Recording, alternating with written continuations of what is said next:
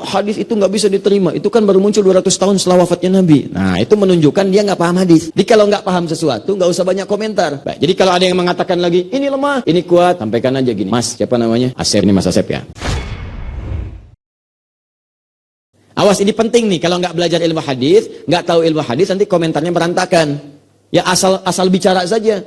Oh hadis itu nggak bisa diterima, itu kan baru muncul 200 tahun setelah wafatnya Nabi. Nah itu menunjukkan dia nggak paham hadis. Jadi kalau nggak paham sesuatu nggak usah banyak komentar, yaitu nanti menghasilkan hal-hal yang tidak bisa dipahami dengan baik. Maka runtutan kemudian periwayat hadis sampai menuju kepada Nabi itu disebut dengan sanad, di sumber informasinya. Adapun isi hadisnya disebut dengan matan. Nah, dua-duanya ini seperti sayap burung, nggak boleh bermasalah. Satu bermasalah maka burung nggak bisa terbang. Dalam hadis pun demikian, satu bermasalah antara sanad dengan matan, maka hadisnya nanti jadi persoalan. Dan konsekuensi terbesarnya nggak bisa diamalkan dalam amalan-amalan ibadah. Maka yang penting kita lihat, apa persoalan di ilmu hadis antara sanad dengan matan ini, yang melahirkan perselisihan di masyarakat, padahal itu bisa dikompromikan dan bisa dilihat bagaimana para ulama menyikapi itu semua. Sekarang kita bahas dari segi sanadnya dulu, baru kemudian ke matan. Nah teman-teman sekalian, awal persoalan, munculnya persoalan dalam pembahasan sujud menggunakan telapak tangan ataukah lutut, ini dalam ilmu sanad muncul pada penilaian rawi dari hadis yang pertama ini yang diriwayatkan oleh Wa'il bin Hujur. Siapa rawi atau yang meriwayatkan hadis dimaksud yang disoal itu? Beliau bernama Syakir namanya. Ya, jadi dari Wa'il bin Hujur disampaikan, diterima oleh bapaknya Asim, bapaknya Asim menyampaikan kepada Asim anaknya, di sini kemudian disampaikan kepada Syakir. Syakir ini disoal oleh seorang ahli hadis kontemporer bernama Syekh Muhammad Nasruddin Al-Albani dalam kitabnya Silsilah Al-Ahadits Ad-Dha'ifah juz yang kedua halaman 329 ya, 392. Maka beliau menyampaikan, perhatikan baik-baik. Di sini kata beliau, Syakir dalam kitabnya itu dinilai lemah, dhaif, orangnya dhaif. Maka disitir beberapa pendapat para ulama oleh beliau. Pertama kata beliau, kata Imam At-Tirmidzi. Imam At-Tirmidzi nama aslinya Muhammad, tumbuh dan berkembang di Tirmiz, maka dikenal dengan At-Tirmidzi. Fokus baik-baik. Menurut Imam At-Tirmidzi, beliau itu orang yang suka meriwayatkan secara menyendiri. Jadi kalau ada riwayat hadis seringnya sendiri, yang lain nggak riwayatkan. Ini meriwayatkan hadis sendirian, yang lain enggak, ini meriwayatkan. Pertama, sifat meriwayatkannya senantiasa meriwayatkan secara menyendiri. Jadi dalam prinsip ilmu hadis, kalau ada hadis bagus untuk diamalkan, kenapa cuma beliau aja yang tahu, yang lainnya enggak? Jelas ya? Maka yang kedua, ini pun ada yang menyebutkan hafalannya seringkali terganggu, lemah atau kacau. Setelah menjadi hakim di Kufah, kadang-kadang terpengaruh bagian dari hafalannya, sehingga kadang-kadang tidak konsisten, kadang menyebutkan ini, kadang menyebutkan itu. Maka disitir kemudian pendapat diantaranya, kata beliau dari Imam At-Tirmidzi. Kemudian beliau juga menyebutkan, ada keterangan dari Ibnu Hajar Al-Asqalani, yang menyebutkan bahwa menguatkan pendapat Syakir itu suka menyendiri. Ini suka menyendiri ya, dalam meriwayatkan hadis. Maka dinilai oleh beliau, karena ini menyampaikan demikian, ini menyampaikan demikian, maka disimpulkan oleh beliau pelan-pelan. Fokus kalimatnya, kata beliau, maka setiap hadis yang disampaikan oleh Syakir, kualitasnya itu dhaif, lemah sifatnya. Persoalannya, ya Syekh, ya kita tanyakan, Anda mengatakan riwayat ini lemah, sulit untuk diamalkan. Kalau ini dipandang lemah, lantas kemudian bagaimana cara menunaikan ya akan ke sujud setelah kita selesai menunaikan yang i'tidal? Maka kata beliau, nah itu persoalannya. Ada hadis yang kedua yang dipandang lebih kuat dibandingkan dengan yang pertama. Hadis kedua itu diriwayatkan oleh sahabat Abu Hurairah radhiyallahu taala anhu. Semua perawinya, sanadnya sampai dengan diterima oleh kita itu tidak ada persoalan dibandingkan dengan yang pertama. Maka yang kedua ini yang diriwayatkan oleh sahabat Abu Hurairah itu yang menggunakan telapak tangan. Di argumentasi beliau, yang pertama, yang riwayat yang ini karena ada Syakir di dalamnya, dipandang lemah, suka menyendiri, kadang-kadang hafalannya juga ada persoalan, kemudian disebut langsung bertentangan dengan hadis yang kedua dari segi sanadnya. Di sanadnya mengatakan yang ini lebih kuat dibandingkan dengan yang ini. Jadi pandangan beliau, kalau ada yang lebih kuat, maka ini yang paling utama untuk diamalkan. Maka dipilihlah kemudian yang ini, Syekh Muhammad Nasiruddin Al-Albani memilih menguatkan pendapat yang ini dan mendoifkan kemudian yang ini. Paham sampai sini? Persoalan mulai muncul di sini. Yang disebut Syekh Al-Albani, Al-Albani nggak pernah menyalahkan yang ini salah. Beliau hanya mengatakan yang ini lebih lemah dibandingkan dengan yang ini. Tapi kok bisa muncul buku-buku cetakan belakangan dan disampaikan kemudian pengajaran oleh sementara Ustadz menyimpulkan yang ini yang benar, tiba-tiba ada kesimpulan yang ini salah. Awas, hati-hati. Padahal dalam pendekatan ilmu hadis, hati-hati. Lemah itu belum tentu kemudian tidak bisa diamalkan. Awas. Pahami dengan baik ya. Beliau hanya menyatakan yang ini lemah, yang ini lebih kuat. Tapi tidak pernah mengatakan yang ini nggak bisa diamalkan. Hanya mengatakan memilih yang ini karena ini dipandang lebih kuat dibandingkan dengan yang ini. Maka itu kemudian dia menggunakan telapak tangan dalam amalannya. Jadi sebetulnya sebelumnya nggak ada persoalan. Sebelum masa Syekh Muhammad Nasiruddin Al-Albani nggak ada masalah.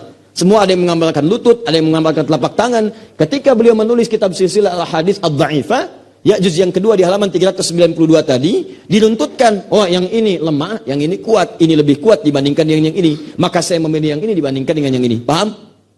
Lihat. Bagaimana Syekh Muhammad Nasiruddin Al-Albani menuliskan satu keterangan dan bagaimana kemudian orang-orang mengajarkan lantas tiba-tiba diamalkan dengan pemahaman yang belum tentu sama dengan siapa yang menuliskannya. Ini sering terjadi nih. Ya, saya beri contoh begini. Beliau menulis di kitabnya ada sifat salat Nabi. Dituliskan doa iftitah atau istiftah itu sampai 11 doa. Tiba-tiba ada buku kecil menyebutkan sifat salat Nabi dari Syekh Nasiruddin Al-Albani, itu hanya menyebutkan 2 saja doanya. Ya, ini 1, 2 doa, padahal beliau menyebutkan 11. Di situ ada Allahumma ba'id, di situ ada wajjahtu, di situ ada Allahu akbar kabira, walhamdulillahi katsir dan seterusnya. Tiba-tiba ada kesimpulan yang benar yang ini, yang lain salah. Tiba-tiba ada yang menyoal, wajjahtu ini nggak betul, sebetulnya panjang, kenapa diperpendek? Padahal di kitabnya sendiri itu bisa diperpendek. Mau diperpendek silahkan, mau dipanjangkan silahkan, kapan dibaca panjang, kapan dibaca pendek. Inilah pentingnya kita kembali kepada literasi awal, baca dulu kitabnya dengan utuh. Nah, kadang-kadang ada yang ditelan mentah-mentah saja. Padahal mangga aja ditelan mentah nggak enak. Ya. Jangankan nelan mangga mentah, nelan mangga mateng aja bermasalah. Ya. Harusnya dikupas dulu gitu kan. Potong dulu, lihat satu-satu. Ini juga sama. Nah, yang jadi persoalan, satu, apakah benar sanadnya ini bermasalah? Seperti disebutkan? Atau ada keterangan lain yang belum dicantumkan? Inilah yang paling menarik, yang dibahas oleh para ulama-ulama yang lain, terutama yang paling detail membahas adalah Syekh Ibnu Al-Mulaqin. Ya, dalam kitab yang telah kita tuliskan tadi, teman-teman sekalian, ya. Fokus. Lihat baik-baik, Tuhfatul Muhtaj ila Adilatil Minhaj. Beliau mengurai kembali ini. Yang paling menarik bukan kemudian mengurai penjelasan Syekh Al-Albani yang tadi, tapi menjelaskan apa yang dimaksud keterangan Imam At-Tirmidzi, siapa lagi kemudian yang menjelaskannya, siapa yang menyebutkan lemah, bagaimana ada yang menguatkannya, maka dituliskan oleh beliau. Apa yang diantara yang dituliskan? Hei, diantara yang melemahkan Syakir itu, Anda mesti ingat, ada juga yang menguatkannya. Ada yang memandang beliau thiqah, ada yang menyebut beliau itu kuat, ada yang menyebut beliau kuat hafalannya, bahkan ada yang menyebut beliau hujjah di masanya. Siapa diantara mereka? Ada Yahya bin Ma'in. Ini ahli hadis. Hati-hati. Bahkan Imam An-Nasai menyebut laisa bihi ba'sun. Ada Imam An-Nasai. Ada Imam As-Sikin. Bukan As-Sikin yang ini ya. Ada kameramen. As-Sikin. Hati-hati. Termasuk Imam Az-Zahabi dalam Mizanul I'tidal. Imam Az-Zahabi. Fokus. Mereka menyebutkan Asy-Syakir itu hujjah, Asy-Syakir itu kuat hafalannya, Asy-Syakir itu bagus, dan Asy-Syakir tidak menyendiri. Ketika Imam At-Tirmidzi mengatakan dia sedang menyendiri, awas kalimatnya belum tuntas, ternyata ini belum selesai. Ibnu Hajar Al-Asqalani mengatakan dia sedang menyendiri, ternyata kalimat yang dipotong sampai situ belum selesai tuntas ke yang lainnya. Teman-teman sekalian, dikatakan kemudian kata Ibnu Mulaqin, At-Tirmidzi mengatakan beliau menyendiri. Saya mengatakan, kata Ibnu Mulaqin, saya mengatakan ternyata beliau tidak menyendiri. Ada syahid-syahid yang lain yang meriwayatkan. Disebutkan, ini yang meriwayatkan. Kalau Syakir meriwayatkan hadis A ini, maka yang B pun meriwayatkan. Disebutkan orangnya. Si B meriwayatkan dari jalur fulan, si C meriwayatkan dari jalur fulan, si D meriwayatkan dari jalur fulan. Ternyata ketika ditemukan, maaf, yang menyebut menyendiri itu tidak menemukan referensi-referensi yang ini. Ibnu Mulaqin mencari dan menemukannya. Ini wajar, karena manusia itu apalagi di zaman dulu pasti punya keterbatasan. Satu, keterbatasan akses. Sekarang antum pengen hadis ketik Google, Google ketik keluar. Orang dulu Google belum ada, internet nggak nampak, handphone jangankan yang sekarang, ada iPhone dan macam-macam, 3315 belum nampak. Jadi kalau pengen hadis harus dicari sampai ketemu orangnya. Di mana ada hadis ini? Oh, ada satu orang sahabat Nabi yang belum wafat. Di mana orangnya? Oh, tempatnya ada di Syam, di Syria. Dia tinggal di Madinah. Dulu nggak ada pesawat. Pilihannya kalau nggak pakai unta, pakai kuda. Itu kalau punya udanya, punya kudanya, punya untanya. Kalau nggak punya, jalan kaki. Pernah seorang ingin mencari hadis Nabi, tinggal satu sahabat yang masih hidup. Dan hadis itu diriwayatkan, sahabat hidup itu maksudnya yang meriwayatkan hadis tadi. Cuman satu orang, yang lain sudah wafat. Tinggalnya di Syam, beliaunya di Madinah. Itu jalan kaki sampai ke Syam, ke Syria. Jalan, istirahat, jalan lagi. Sampai bertemu sahabat dimaksudkan melepas rindu, saling berpelukan. Ditanyakan, saya mendengar bahwa Anda itu mendapatkan hadis dari Nabi dan cuman Anda sekarang yang hidup yang punya hadis itu. Kata sahabat tadi, "Indaka haja ukhra?" Apakah Anda nggak punya keperluan lain? Cuman jalan-jalan jauh ke sini, jalan cuman pengen hadis. Nggak ada keperluan lain? La, faqatal hadis. Tidak, kecuali hanya hadis saja. Bayangkan, ada orang jalan kaki cuma mendapatkan satu hadis. Mobil nggak punya, motor nggak ada, kuda nggak nampak, unta nggak punya, untuk mendapatkan satu hadis yang dia jadikan hujah saat menghadap Rasulullah SAW. Saya pengen ketemu Nabi untuk mengatakan, ya Nabi, saking cintanya saya kepada Anda, saya cari hadis Anda walaupun jalan kaki. Bayangkan, dengan kakinya dia gunakan untuk mendapatkan satu hadis. Digunakan, orang mulia, orang hebat dekat dengan Allah, tahajud gak tinggal, hafal Quran, hadis dicari, jalan kaki untuk mendapatkan satu hadis. Jarak dari Syam ke Madinah. Beliau jalan dari Madinah ke Syam. Jaraknya kapan? Kalau pakai mobil itu bisa sehari semalam. Pakai mobil, pakai bis.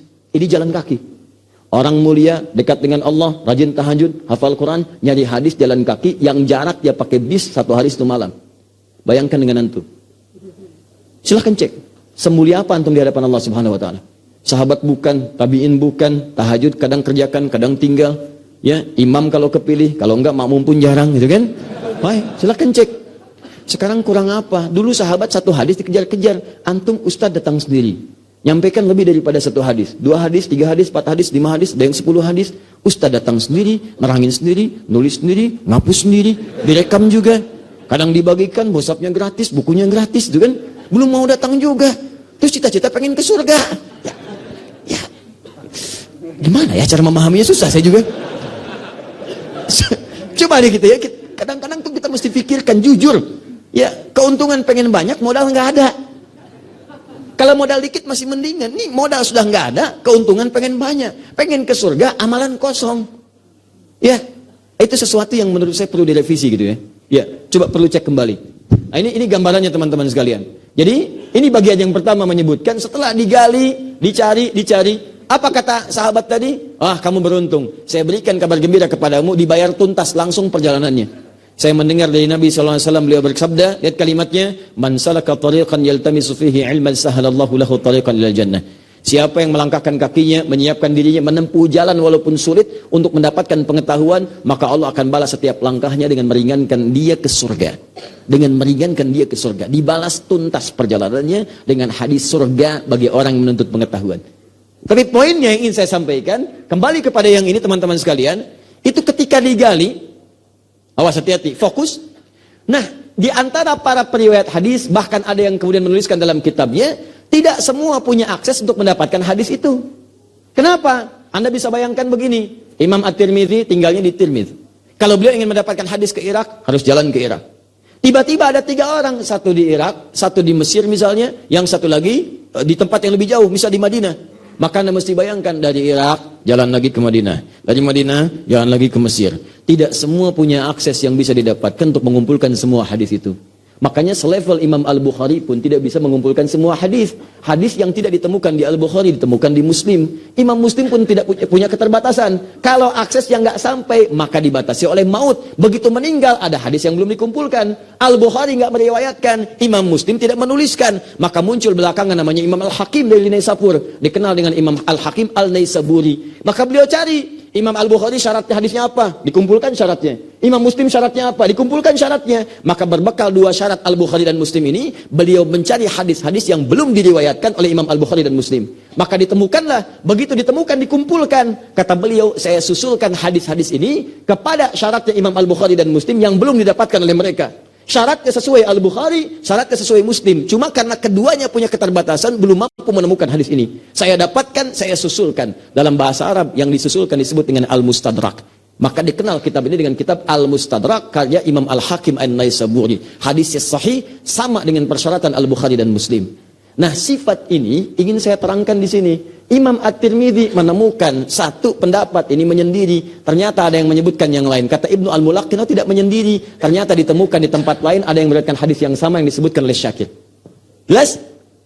Kenapa Imam At-Tirmidzi nggak temukan? Bukan karena nggak pandai, bukan. Karena aksesnya mungkin terhambat untuk ke sana. Ya, karena ada keterbatasan tertentu. Ibnu Al-Mulaqin mencarinya, ditemukan. Ketika disebutkan menyendiri, ditemukan. Ketika disebutkan lemah, kata si fulan, ini Yahya bin Ma'in menyebutkan kuat. Kenapa si fulan menyebutkan lemah? Mungkin di bidang A.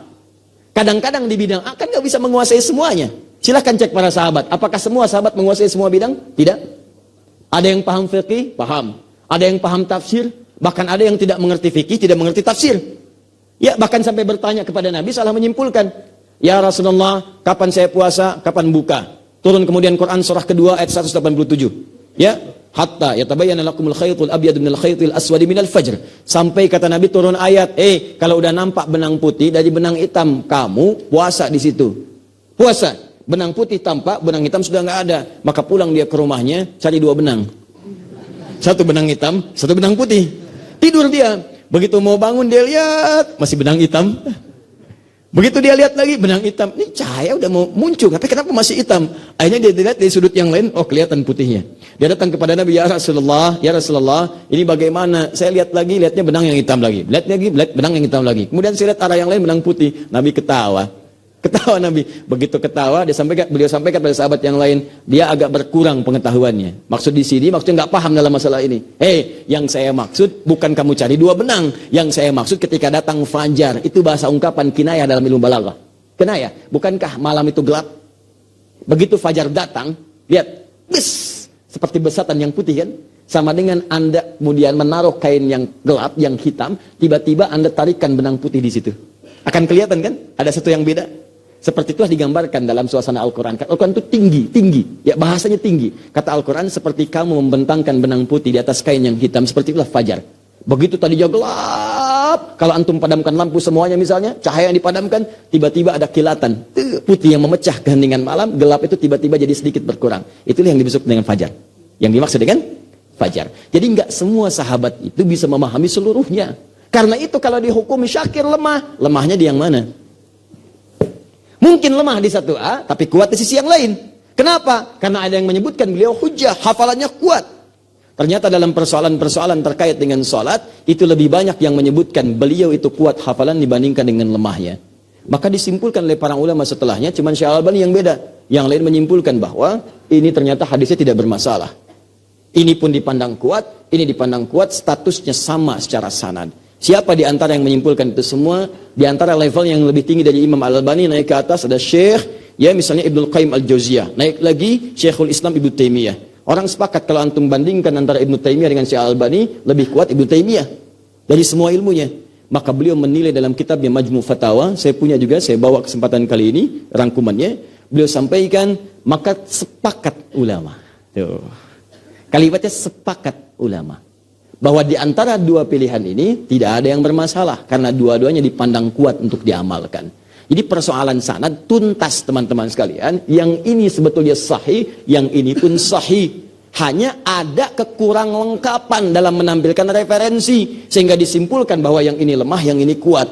Apa di antara yang kurang lengkap itu? Akses mendapatkan informasi tidak dapat menyempurnakan apa yang telah ditampilkan.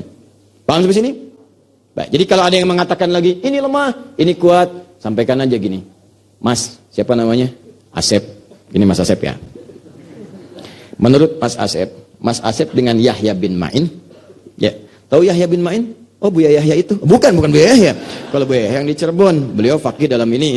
Yahya bin Ma'in itu ahli hadis, pakar hadis, diakui ulama, selevel ulama mengakui semuanya. Wah, Kira-kira menurut Mas Asep, dibanding Mas Asep, pintar mana ilmu hadis? Ya jelas Yahya bin Ma'in.